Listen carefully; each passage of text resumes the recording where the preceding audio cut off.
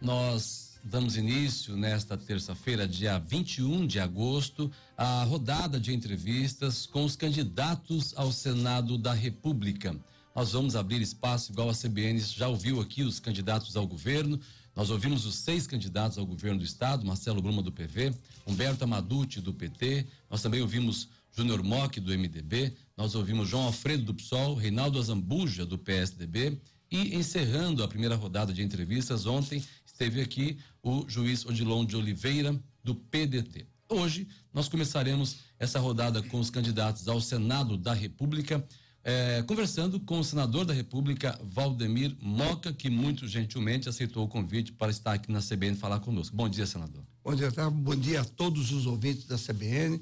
Agradeço aqui a presença de todos que ajudam nessa montagem, é toda uma estrutura. Aliás, quero parabenizar, o Rosário, o Congro Neto, seu filho, pela estrutura muito boa, realmente um estúdio espetacular, e está de parabéns a CBN, porque realmente nós sabemos o potencial, e o poder de comunicação que tem a CBN, e eu tenho certeza que aqui no Mato Grosso do Sul não será diferente. Então, à disposição, muito obrigado pelo convite. Senador, a gente quer começar essa nossa conversa, esse nosso bate-papo, perguntando ao senhor, mas antes informando também ao ouvinte.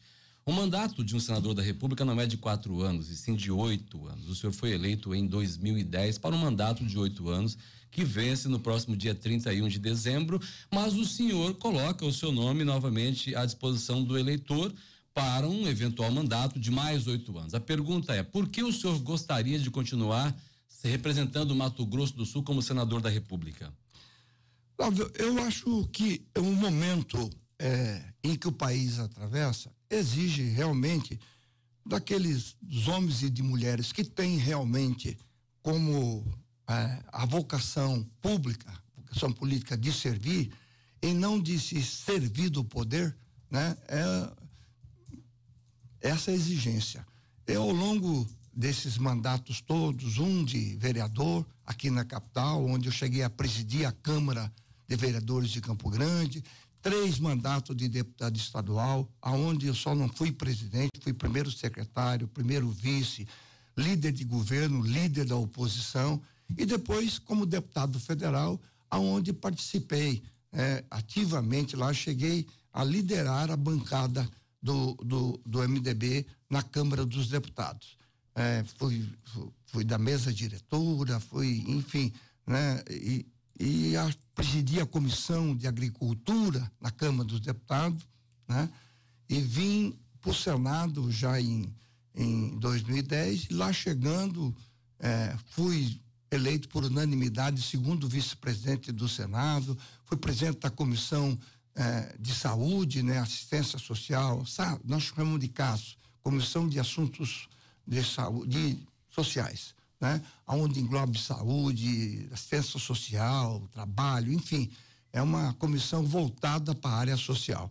E lá também eu tenho tido acho que um bom trabalho, porque eu fui eleito, cheguei a ser numa das votações por ONG, ranking dos políticos, eu sempre fiquei entre os 10 primeiros, cheguei a ser o 3º melhor parlamentar. Eu tenho tudo isso documentado, e acho então que eu tenho mais uma contribuição e gostaria de voltar pela vocação que eu sempre tive desde a minha época de estudante.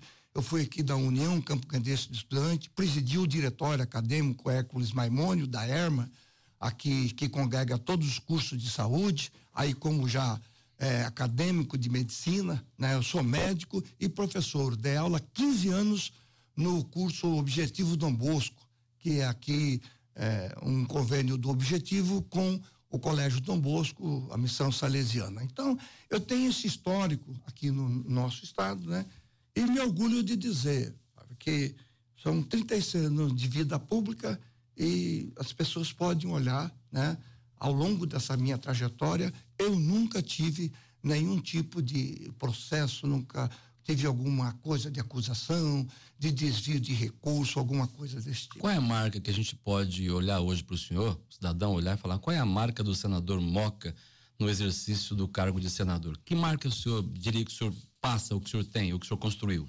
Eu acho que seria duas, né? Não quero, acho que elogia em boca própria é uma coisa, mas eu acho que é trabalho. As pessoas me enxergam muito como aquele parlamentar que traz recurso, investimento, sobretudo porque na capital esses recursos eles se diluem. Dá a impressão, embora eu tenha trazido muito recurso para Campo Grande, mas é diferente quando você leva esse recurso para uma pequena cidade. Você traz um recurso de R$1 milhão para Campo Grande, ele se dilui, porque os investimentos em Campo Grande são maiores. Mas R$1 milhão numa cidade pequena é aquilo que o município teria para investir o ano inteiro. Então, essas coisas fazem a diferença na vida, na qualidade de vida das pessoas. Além, por exemplo, o agronegócio, né? Embora eu não seja produtor rural, mas quando eu me elegi pela primeira vez deputado federal, eu já fui com esse compromisso de lá chegando a ajudar o agronegócio. A gente, lá em Brasília, as pessoas tendem a me achar fazendeiro, produtor rural, né? Os caras brincam assim, esse Moca deve ser um latifundiário do Mato Grosso do Sul. Eu nunca tive propriedade rural. Nunca tive. Mas é que eu acho que você ir em Brasília e não defender o agronegócio, a agricultura, a pecuária, você não está defendendo a economia do nosso estado. Aqui é preciso ficar claro, aqui a economia, a força motriz da nossa economia é a agricultura e a pecuária, e agora as indústrias que nós estamos industrializando no nosso estado, mas principalmente através das chamadas agroindústrias, quer dizer, são indústrias ligadas à agricultura, né? Então isso é fundamental, e quando você ajuda a agricultura e a pecuária, você está ajudando a economia, você está ajudando a gerar emprego, renda, né? Você está ajudando na exportação. Qual é a nossa maior exportação, né? É claro que se você falar assim, mas é o comércio que tem o maior valor no PIB, no PIB e tal. Sim, mas quando a agricultura e a pecuária não vai bem, o comércio é o primeiro que sente isso. Então, a agricultura, a pecuária indo bem, o comércio vai bem, né? Senador, existe uma ideia generalizada, um senso comum, e não sei se isso é bom, de que a política como um todo está corrompida, portanto os atores da política também estariam. E isso traz uma demanda de renovação na política que vem sendo muito explorada, inclusive por candidatos. Vou renovar, eu sou novo. Mas ao mesmo tempo é necessário uma certa experiência, né? Conhecer os caminhos da política também. Como o senador lida, sendo um homem experiente na política, com essa vontade de renovação, e como fazer com que isso não afete a sua candidatura, para que pessoas não troquem, votem no novo, sem saber exatamente o que é, quem são? Quer dizer, eu vi uma pesquisa, né, em que o que as pessoas mais querem no candidato não é a renovação, é a honestidade, né? E isso daí, eu acho que, porque quando a pessoa fala assim, não, mas o cara é ficha limpa, né? Mas o cara está disputando pela primeira vez. Então, eu acho que ficha limpa é um cara que teve 3, 4, 5, no meu caso, 8 mandatos e nunca teve nada. Essa é ficha limpa. Agora o cara vai estar disputando, não teve nenhum mandato. Aí se autodenomina ficha limpa. Você não teve nenhuma oportunidade de ser colocado à prova, de você ter contato com o poder, de você ter contato com exercer esse poder, ou líder, ou coisa desse tipo, e você não se corromper, que eu acho que é uma obrigação, porque eu acho que hoje essa coisa da honestidade, de não ter nada disso, o que era uma obrigação virou uma exceção. Então eu acho que isso, para mim, eu não vejo. Agora, renovar é uma coisa importante, né? Eu acho que, agora, você também querer renovar sem nenhum tipo de experiência, sem nunca ter tido nenhum contato com o poder legislativo, Pode ser que alguém tenha essa capacidade de chegar. Há de se ter alguns critérios para renovação? Não, eu não quero fazer isso. Só estou dizendo que é difícil, por exemplo, qual a grande escola política? É a Câmara de Vereadores, aonde você aprende a conviver com o parlamento, aonde você aprende, depois deputado estadual, ainda mais. Quando você chega no Congresso, lá não tem mais isso. As pessoas pressupõem lá que você já é alguém que tenha conhecimento do Poder Legislativo. Ninguém chega a deputado federal, mas às vezes acontece. E aí, às vezes, ultimamente, tem acontecido muito. Tiririca, por exemplo. O cara chega lá, mas aí chega em função do popularidade, nome, né? Da popularidade, né? Não é aquela coisa do cara que construiu o mandato, que trabalhou por um segmento ou por uma parte do seu estado. E isso é fundamental. Eu acho que o conhecimento ali é. Agora, lamentavelmente, algumas pessoas vão para lá com outro tipo de finalidade. Eu sempre digo nas conversas o seguinte: o Congresso tem de tudo, é verdade, né? Tem muito nego que vai lá para fazer negócio, não sei o que tal. Mas o Congresso tem uma coisa que o Congresso não tem, é gente sem voto. Lá não chega, gente sem voto. Na fronteira, de onde eu venho, Bela Vista, nós temos um ditado: jabuti não sobe em árvore, ou é enchente ou é mão de gente. No Congresso é mão de gente. Senador. Porque o cara ali chegou ali, desculpe, mas acho que isso é uma coisa importante. Chegou ali porque alguém colocou ele ali. Então, na hora de votar, é preciso fazer essa leitura também. Claro. O senhor sempre teve uma relação muito forte política com o ex-governador André Putinelli, sempre foi seu parceiro, sempre caminharam juntos no MDB. Ele está preso e agora tem como candidato o Júnior Mock. A pergunta é: a ausência do André Putinelli do seu lado nessa campanha está lhe causando algum prejuízo? Está sendo ruim? Como é que o senhor está lidando com essa situação? O André sempre foi meu amigo. Ele se elegeu deputado estadual a primeira vez no mesmo ano que eu me elegi deputado estadual. Eu conheci o André, eu candidato a vereador em 82, na primeira eleição direta após a Revolução, e ele candidato a prefeito em Fátima do Sul, a cidade onde, quando ele veio do Paraná, ele fixou residência ali, ele foi médico, teve um pequeno hospital ali. Então eu conheci o André como médico, né? E de lá para cá, ao longo desse tempo, eu sempre fui amigo, companheiro e continuo sendo, né? Eu acho que essa coisa do o amigo, não sei o que, tá. Não, eu acho que o André vive um momento difícil da vida dele, né? Acho que essa vida que nós estamos passando, é necessário, mas ela comete, e no caso com o André, na minha avaliação, se comete uma grande injustiça.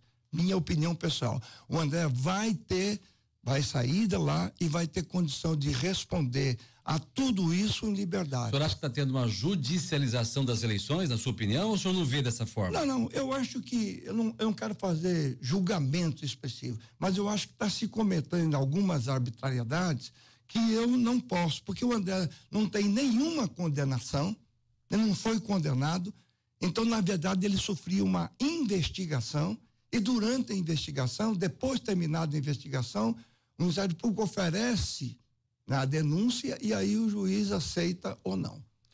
Ainda nesse assunto, senador, por ocasião da vinda do candidato à presidência pelo MDB, Henrique Meirelles, aqui em Campo Grande, o senador disse, respondendo uma pergunta, que sinceramente não tinha vontade de ser candidato se o André não fosse.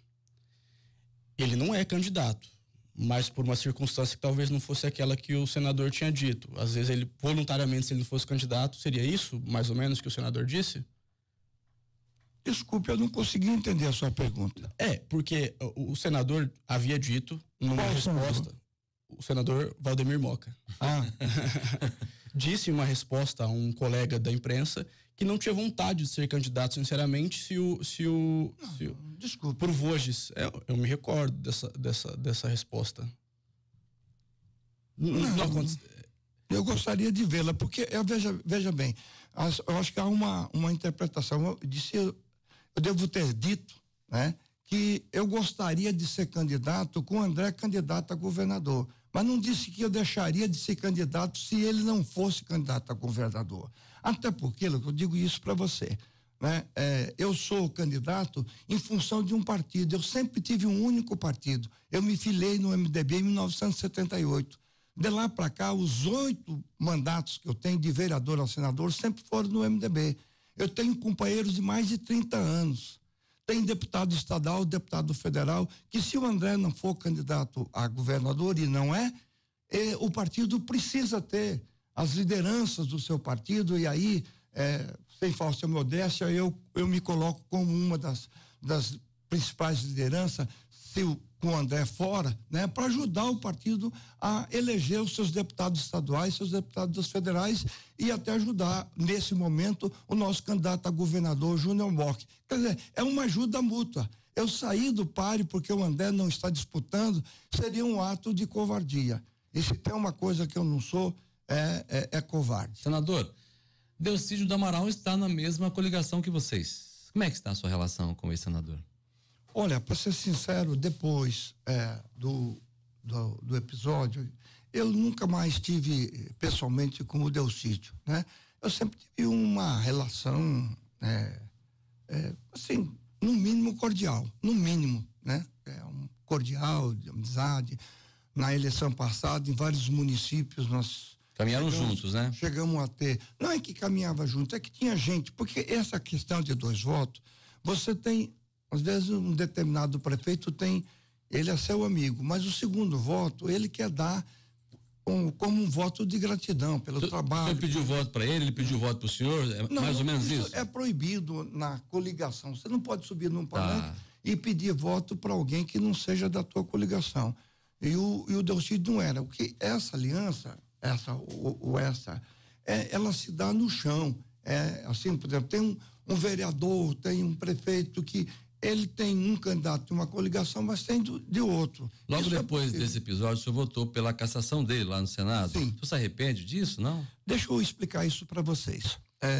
No Senado, quando chegou aquilo, havia já uma discussão, estava começando a decisão, e o pessoal não iria votar pela cassação do Delcídio, porque abriria um precedente muito grande, né? Quer dizer, o Supremo caça e o Congresso não define. Aí ali não era cassação, era se ele continuava ou não preso. Essa primeira votação, né? E aí o líder, eu lembro também, o PT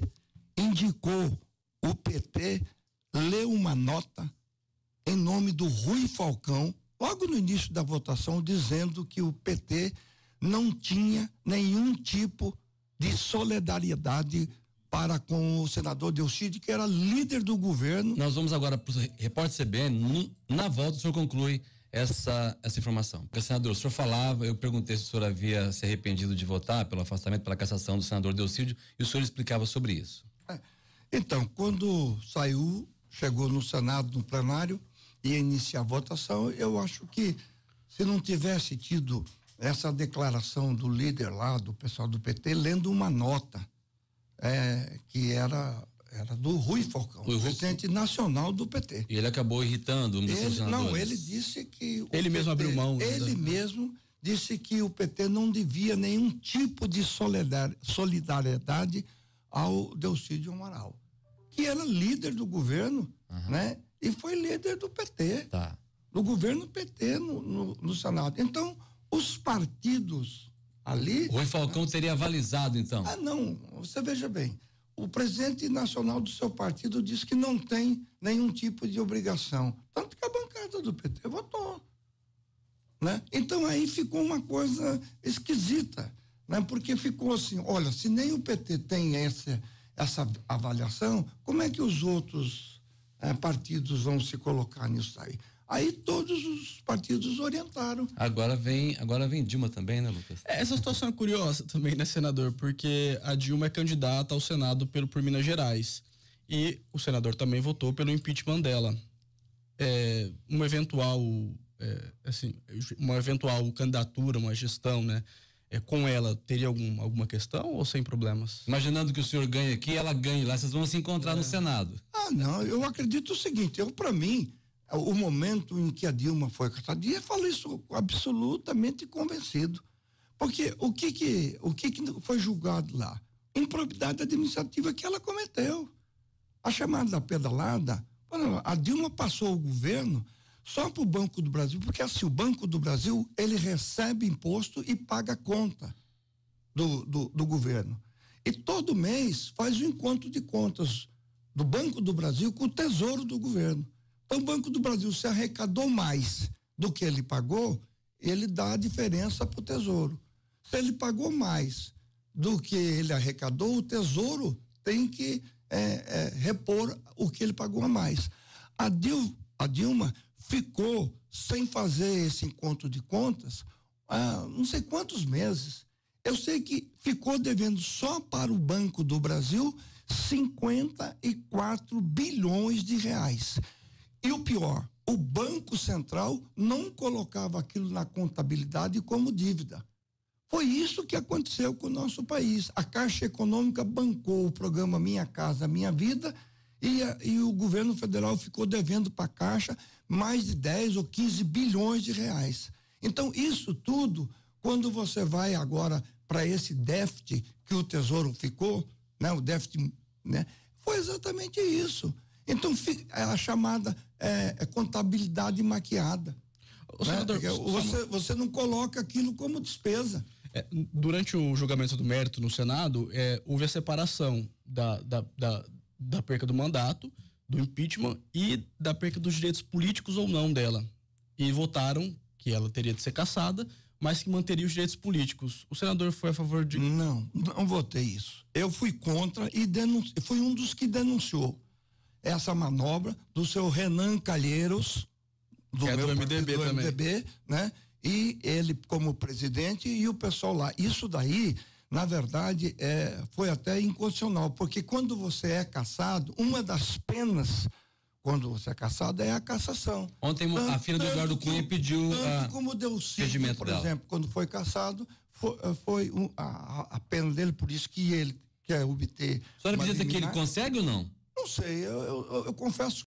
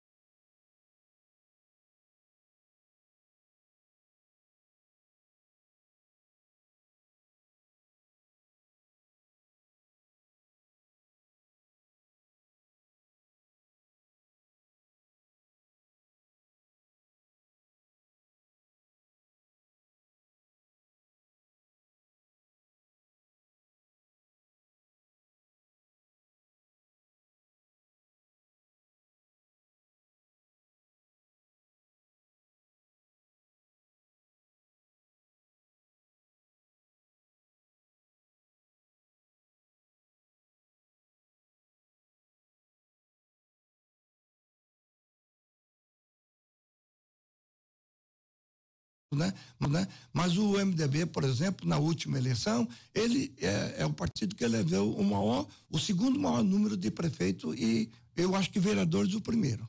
Então, não é assim. E no país, né, ainda é o partido com o maior número de prefeituras e de vereadores, deputados estaduais e deputados federais.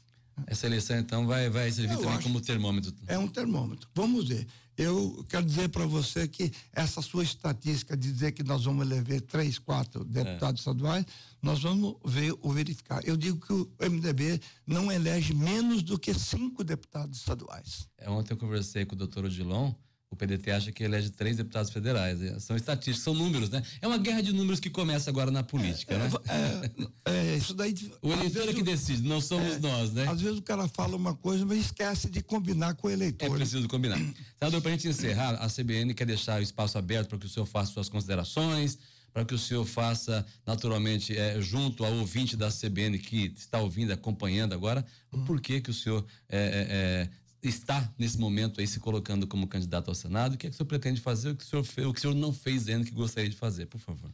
Bom, eu penso que esses 7 anos e meio, a população do Mato Grosso do Sul, do meu querido estado, da capital e do interior, ainda eles acompanham. Eu sei, porque eu sinto isso nas ruas. As pessoas chegam para dizer para mim, num momento como esse, né, para parabenizar a atuação, né? Como senador, eu fui várias vezes considerado um dos melhores senadores, né? Mas eu acho que o trabalho é o trabalho do dia a dia, né? Isso eu sei que eu faço.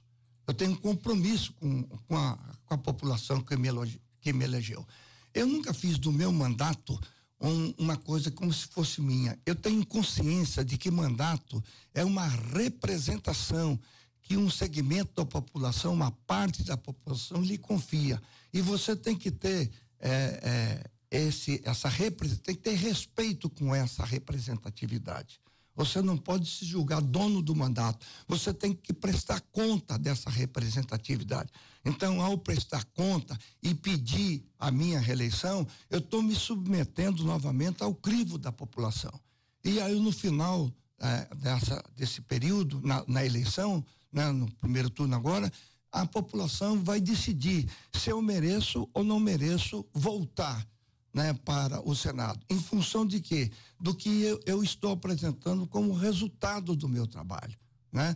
Eu fui um senador que se preocupou com as questões sociais, eu presidi uma subcomissão das doenças raras, eu cuidei, através de um projeto de lei do cuidador, os cuidadores de idosos, eu fui a pessoa que, como médico, dei uma atenção muito especial à saúde, mas nunca me esqueci também da base da economia do nosso estado, do agricultor, seja ele pecuarista, seja ele produtor de pequenas produções, a chamada agricultura familiar, ou médio, grande pecuarista ou o grande agricultor. Eu acho que isso é você realmente se preocupar. Eu, durante a presidência da Comissão de Assuntos Sociais, tratei de um assunto delicado, que foi a guarda compartilhada, essa coisa de filhos de pais separados, que essa briga na justiça, onde o pai sofre, a mãe sofre, o avô, a avó. Eu acho que é preciso tratar isso de uma forma bem equânime, né, para que a criança se sinta realmente amada pelo pai, pela mãe, pela avó paterna, pela avó materna, enfim. E eu intermediei várias negociações durante o meu período. Fui relator daquela lei que obriga aos planos de saúde também o governo federal a tratar, depois de diagnosticado,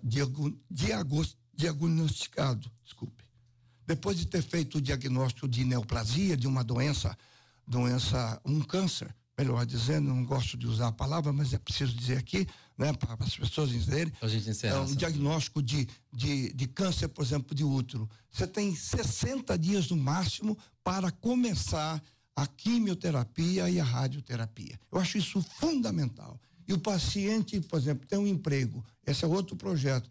Depois que ele fica a gente de encerra, licença, senador, nosso tempo está se esgotando. Desculpe. Então, eu paro por aqui, mas depois de que ele volta, normalmente ele é demitido. Eu tenho um projeto que dá estabilidade de pelo menos de 1 ano para o paciente que retorna. Então, muito obrigado a vocês pela oportunidade, e a população vai julgar se eu mereço ou não retornar ao Senado da República.